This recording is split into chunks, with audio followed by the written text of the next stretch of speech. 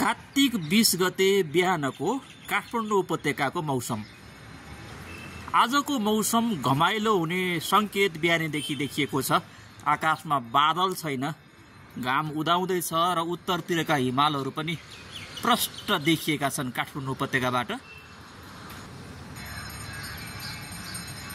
हिजो अस्तिसम्म बदली भइरहेकोमा आज त्यति बदली हुने संकेत देखिएको छैन, किनकि आकाश पुरै सफा छ काठमाडौँ उपत्यकाबाट हेर्दाखेरि र मौसमविदहरूले अब अलि दिन मौसम घमाइलो हुने भनेका छन्।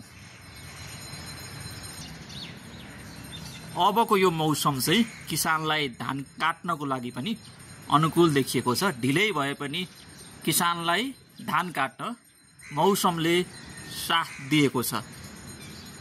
बिहिबार बिहानको काठमाडौँ उपत्यकाको सफा मौसम।